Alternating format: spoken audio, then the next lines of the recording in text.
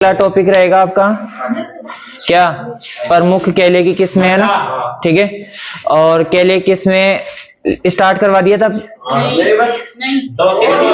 बस इतना ही लिखवाया था। चलो लिखो, पहली किस्म लिखो केले में, ठीक है। लिखो इसमें ड्वार्फ क्वेंडिस, ड्वार्फ क्वेंडिस,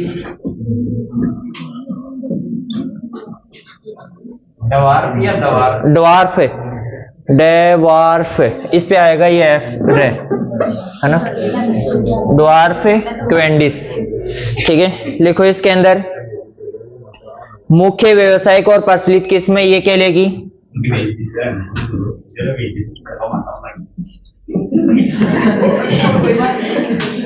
और व्यावसायिक प्रचलित व व्यावसायिक किस्म है ये, ठीक है।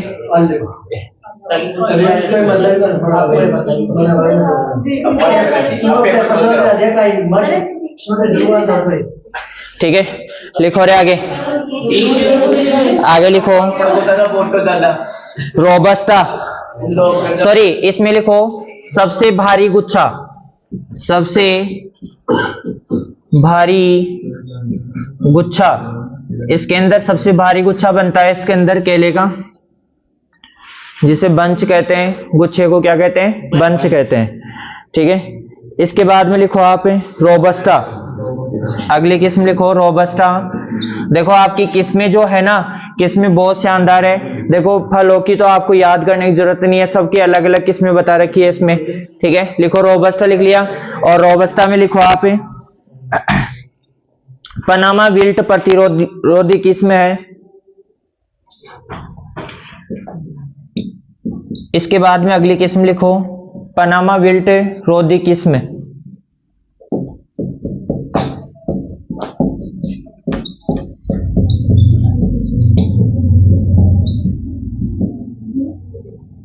ठीक है। पुअन, अगली किस्म लिखो पुअन, ये भी पनामा विल्ट रोग प्रतिरोधी होती है, हाँ सेम डिटोई, ठीक है। ये जो किस्म है ना पुअन, ये जैविक व अजैविक कारकों के प्रतिरोधी होती है,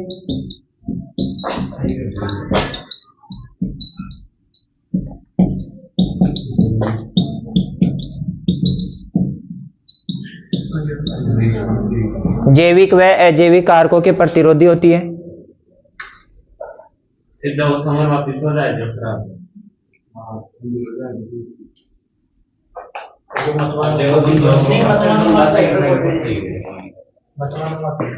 ठीक है, जैविक व अजैविक कारकों के प्रतिरोधी होती है, ठीक है। इसके बाद में लिखो आप अगली किस्म लिखो ग्रांडेन,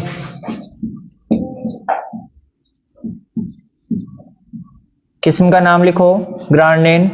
यहां पर आपको किस्में बहुत कम याद करने की जरूरत है, क्योंकि सबकी अलग है, मतलब कोशिश नहीं करनी है आपको, थोड़ा बहुत देखना है तो आराम से याद हो जाएगी इसकी, और अलग अलग नाम है।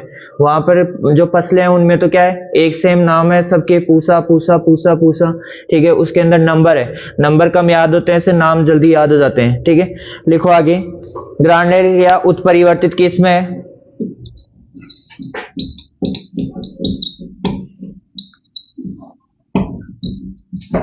उत्परिवर्तित किस्म है, ठीक है। इसके बाद में नेंड्रेन,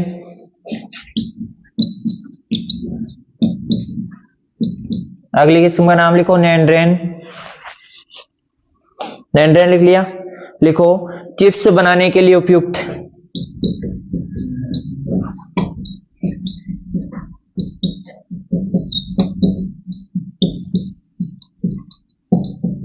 किसके लिए उपयुक्त है, चिप्स बनाने के लिए उपयुक्त मानी जाती है, ठीक है। इसके बाद में लिखो मंथन, अगली किस्म का नाम लिखो मंथन,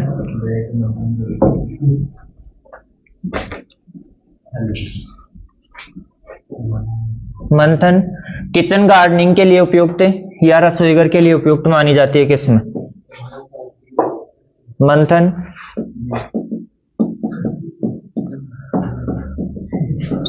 रसोई घर के लिए उपयुक्त, ठीक है। हाँ, किचन गार्डनिंग भी कह सकते हो इसको, ठीक है। इसके बाद में लिखो कुनन। कुनन किस्म का नाम है, कुनन इंपॉर्टेंट है सारी, ये रोबस्टा, पुअन, ग्रांडेन, नैंड्रेन, मंथन, कुनन, ये सारी किस्में इंपॉर्टेंट है, मोस्ट है, ठीक है। इसके अंदर लिखो कुनन लिख लिया, ये बेबी फूड, बेबी फूड व मिठाइयाँ बनाने के लिए उपयुक्त है। क्या हो गया? अरे वो बेबी नहीं है, हाँ ठीक है, छोटे बच्चे होते हैं ना, उनका भोजन बनता है इसके द्वारा, ठीक है। हाँ लिखो आगे, उद्यम, उद्यम किस्म का नाम लिखो, उद्यम। सिगोटाका बीमारी के प्रतिरोधी, सिगोटाका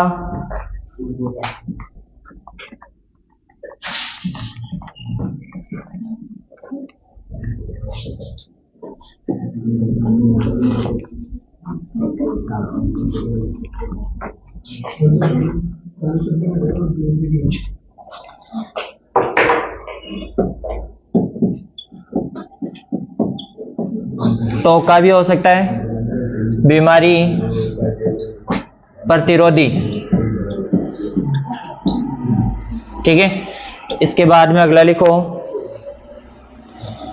लेडी फिंगर, लेडी फिंगर। वैसे लेडी फिंगर किसको बोलते हैं? सब्जी, सब्जी भिंडी बोलते हैं भिंडी को। और ये लेडी फिंगर केले की किस्म है, ध्यान रख लेना, किसकी किस्म है? केले की किस्म है। लिखो लेडी फिंगर, द्विगुणित, द्विगुणित और बंची टॉप के प्रतिरोधी, द्विगुणित किस्म है और बंची टॉप रोग के प्रतिरोधी।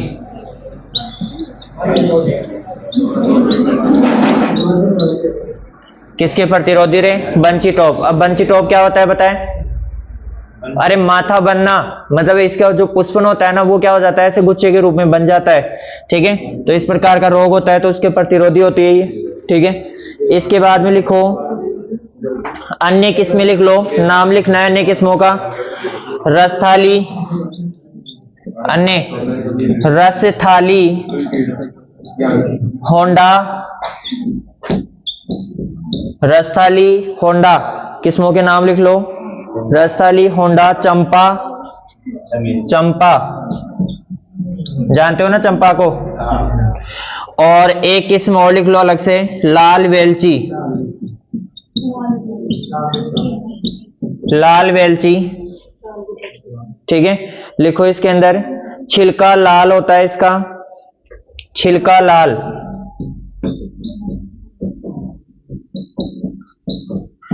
ठीक है। ये आपकी किस्में कंप्लीट हो गई है, ठीक है। बहुत कम किस्में, 10-12 किस्में लिखाई है, लेकिन है जो सारी इंपॉर्टेंट है।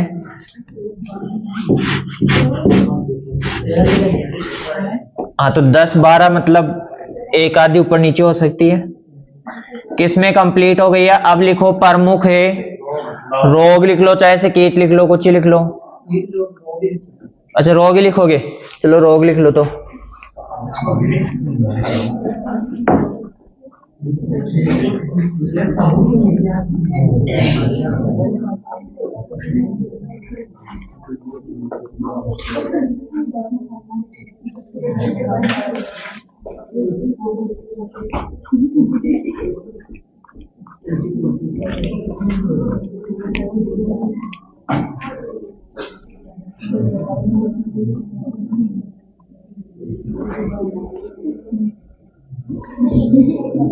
ठीक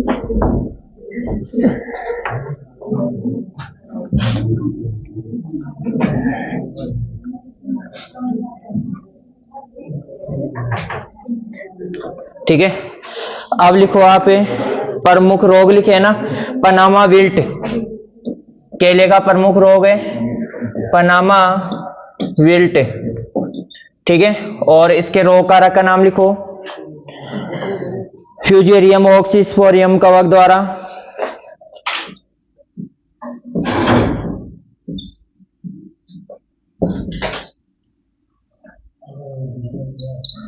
ऑक्सीस्पोरियम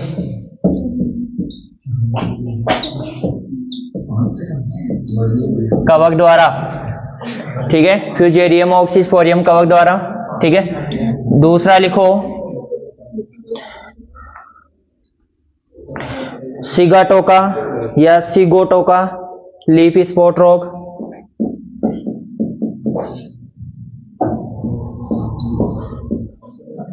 हाँ, सिगाटाका सिगोटोका।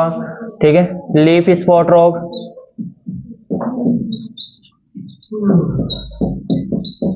पत्ती धब्बा रोग।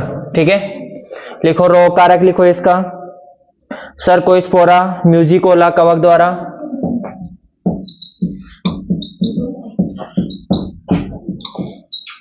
म्यूजिकोला कवक द्वारा ये रोग होता है। ठीक है, अगला लिखो, चलो नियंत्रण लिख लो इसका, दोनों का नियंत्रण एक साथ ही लिख लो। बताओ किसके द्वारा करोगे, कवकनाशियों के द्वारा करोगे क्योंकि कवक जनित रोग है। ठीक है, तो लिख लो इसके अंदर नियंत्रण कार्बेंडाजिम या डाइथेन, कार्बेंडाजिम या डाइथेन।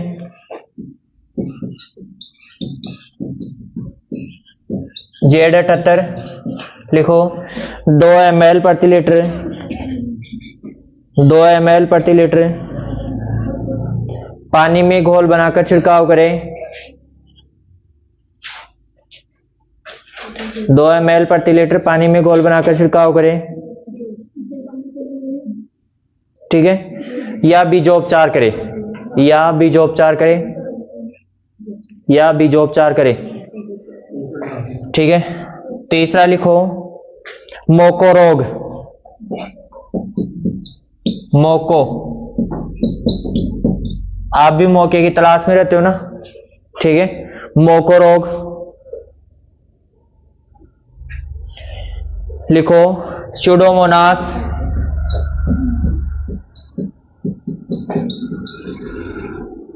स्यूडोमोनास, स्यूडोमोनास क्या रे, कवक होगा एक है, कवक है। स्यूडोमोनास आपने 6th क्लास में पढ़ लिया होगा। अरे जीवाणु है, लिखो स्यूडोमोनास सेलेनेसिरम,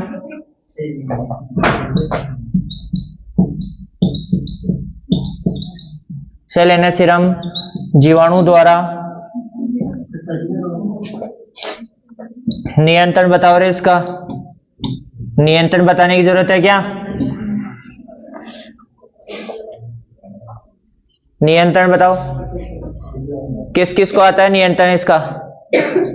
है? अरे किस किस को आता है ये? नहीं आता, क्या देख रही है फिर? हाँ बताओ रे, जिसको नहीं आता वो खड़े हो जाओ जल्दी से।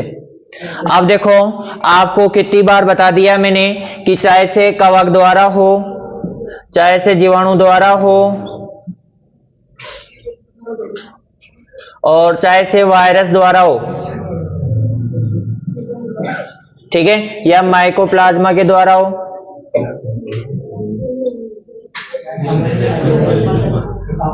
ठीक है, यहां पर देखो आपके सामने 3 चीजें हैं, कवक है, जीवाणु है, वायरस है, माइकोप्लाज्मा है। ठीक है, और इसके अलावा और किसके द्वारा? सूत्रकृमि के द्वारा। किसके द्वारा हो? सूत्रकृमि। सूत्रकृमि जो है वो एक प्रकार से इसको कीट में भी मानते हैं और रोग में भी मान सकते हो। किस में मान सकते हो? कोट में, और सॉरी कीट में और रोग में, दोनों में से किसी में भी मान सकते हो। सूत्रकृमि जनित जितने भी रोग होते हैं ना वो। ठीक है, तो ज्यादातर इसको रोगों में ही पढ़ा जाता है वैसे। ठीक है, तो यहां पर देखो कवक, कवक द्वारा क्या क्या लक्षण हो सकते हैं बताओ? कवक द्वारा मैंने आप लोगों को बताया था कि पत्तियों पर या तो धब्बे दिखाई दे सकते हैं या पाउडर दिखाई दे सकता है। या तो क्या दिखाई दे सकते हैं, धब्बे, या फिर क्या, पाउडर।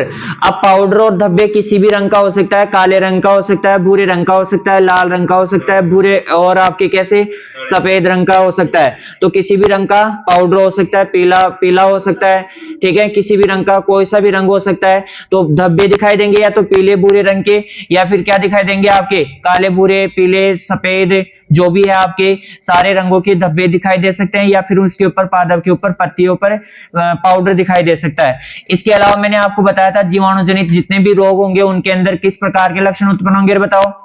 जल सिक्त धब्बे दिखाई देंगे जीवाणु जनित, चाहे से वो फसलों में है, चाहे से आपके किस में है, आपके फलों में, चाहे से आपकी सब्जियों में, सभी में एक ही प्रकार के लक्षण होते हैं जीवाणु जनित रोगों के। सब में क्या होगा, कोई एक आधा अपवाद हो तो वो एक अलग बात है, वरना सभी के लक्षण क्या होते हैं बताओ, जल सिक्त धब्बे दिखाई देते हैं। और फिर वो किस में चेंज हो जाते हैं, गांठों में परिवर्तित हो जाते हैं। किस में चेंज हो जाते हैं, गांठों में।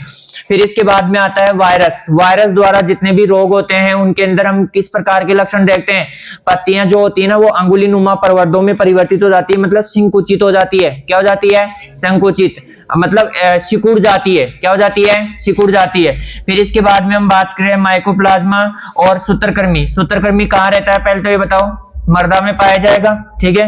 और इसके अंदर मर्दा में पाया जाएगा तो ये अटैक कहां पर करेगा, पादप में, जड़ों में। और जड़ें क्या हो जाती है, अंगुलीनुमा प्रवर्धों में सिकुड़कर गुच्छे के रूप में परिवर्तित हो जाती है। इस प्रकार के लक्षण होते हैं सूत्रकृमि और माइकोप्लाज्मा के द्वारा जो रोग होते हैं उनके अंदर। बताओ ये चीज समझ में आएगी नहीं है। अब यहाँ पर हम बात करते हैं कवक जनित जितने भी रोग होते हैं ना उनके अंदर हम नियंत्रण किससे करेंगे, कवकनाशियों से। किससे करेंगे रे, कवकनाशियों से।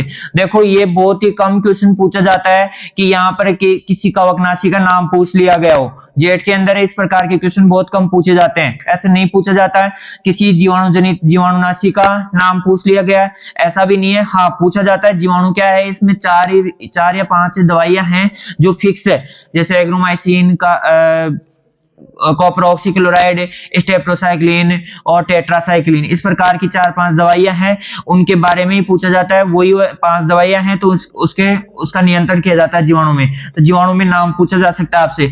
वायरस द्वारा जितने भी होते हैं, वायरस का कोई आप आज दिन तक तोड़ नहीं बना है। उसके लिए हम क्या करते हैं, रोगी पौधे को उखाड़ कर जला देते हैं। यदि बड़े पादप में है तो वायरस जनित जो भी शाखाएं हैं उनको तोड़कर क्या कर देते हैं, जला देते हैं। तो इस प्रकार से रोगी पौधे को उखाड़ कर जला देते हैं। और दूसरा, कीटों के द्वारा इसका प्रसार होता है, इसलिए कीटनाशियों का प्रयोग करते हैं। किसी प्रकार की कोई दवाई नहीं बनी है, ठीक है। और इसके बाद में माइकोप्लाज्मा और सूत्रकृमि, तो किसका प्रयोग करते हैं सूत्रकृमि के नियंत्रण के लिए, कीटनाशियों का। बताओ कौन सी कीटनाशियों का, कार्बोफ्यूरान। कौन सी कीटनाशी का प्रयोग करोगे, कार्बोफ्यूरान का प्रयोग करते हैं। तो इस प्रकार से आपको ध्यान रखना है कि विशेष तौर पर जो कवक है, जीवाणु है, उनका नियंत्रण कैसे और क्या क्या इसके लक्षण हो सकते हैं, इस चीज का स्पेशल ध्यान रखना है आप लोगों को, ठीक है। तो यहाँ पर आपके जितने भी रोग है और कवक जो कीट है उनका सबका नियंत्रण और सबका जो समाधान है एक साथ कर सकते हो आप लोग। क्या कर सकते हो, एक साथ, ठीक है। तो मोको रोग स्यूडोमोनास सेलेनेसिरम जीवाणु द्वारा होता है, और इसका नियंत्रण किसके द्वारा करोगे, अभी बताया था मैंने, एग्रोमाइसिन स्टेप्टोसाइक्लिन का प्रयोग करेंगे, ठीक है। लिख लो इसके अंदर नियंत्रण।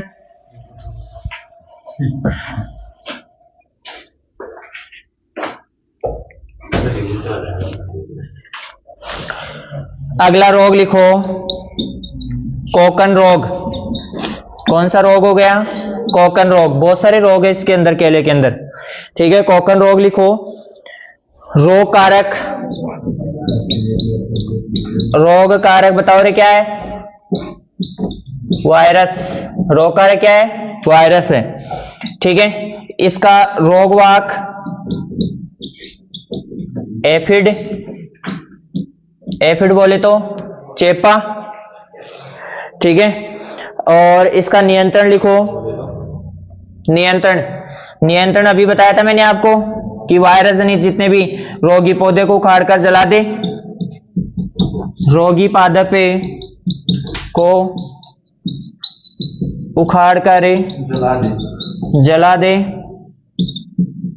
वह कीटनाशियों का प्रयोग करे।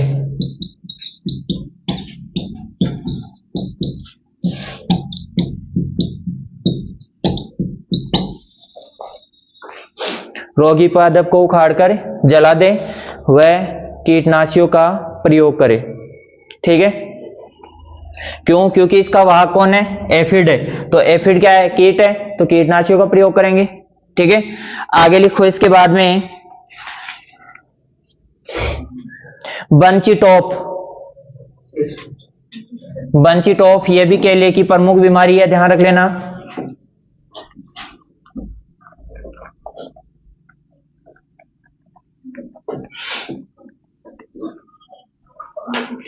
बंची टॉप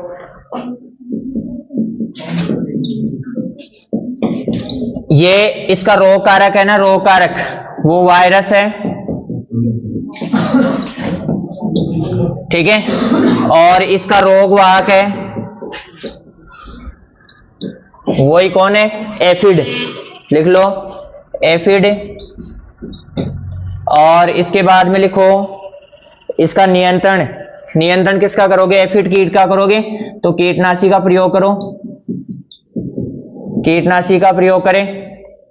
किसका प्रयोग करें? कीटनाशी का प्रयोग करें। ठीक है, इसके बाद में लिखो प्रमुख कीट।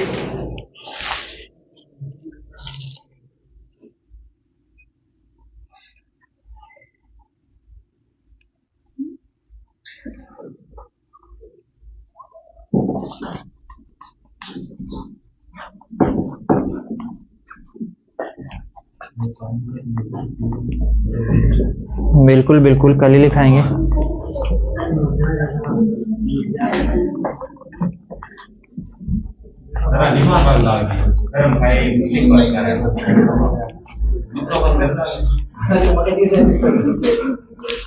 लिखो रे प्रमुख कीट।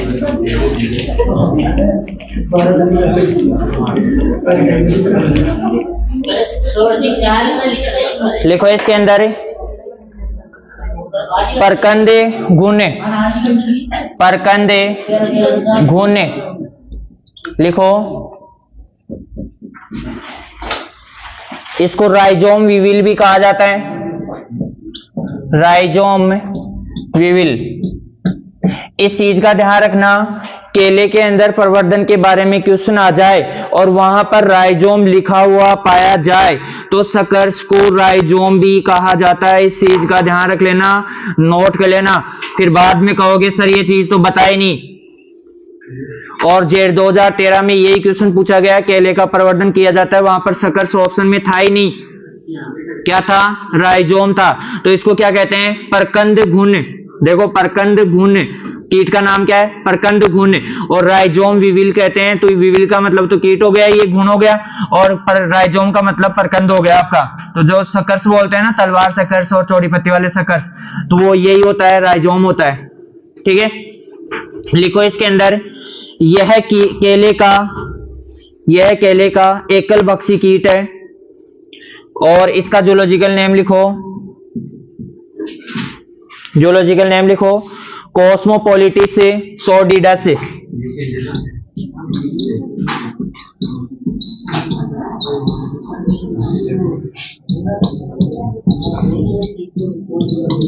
सॉर्डिडस। सर रुको।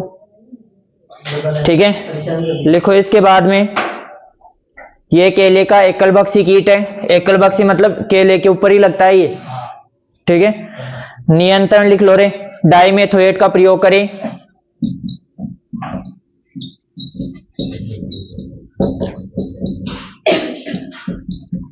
डाइमेथोएट का प्रयोग करें। ठीक है, इसके बाद में लास्ट कीट लिख लो एफिड। जानते हो एफिड को? हाँ लिखो मोइला चेपा, जो भी इसके उपनाम है वो लिख लो आप। पेंटोलोनिया नाइग्रोनर्वोसा। पेंटोलोनिया नाइग्रो नर्वोसा। ठीक है, एफिड जो कीट है उसका पेंटोलोनिया नाइग्रोनर्वोसा। ठीक है, लिखो यह क्या होता है? रोगवाहक होता है। हाँ, तो इसलिए इसका नियंत्रण करना जरूरी है। Dimethoate methyl डिमेटान,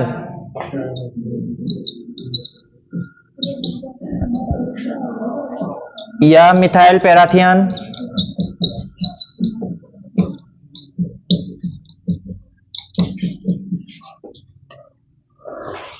dimethoate methyl parathion का प्रयोग करें।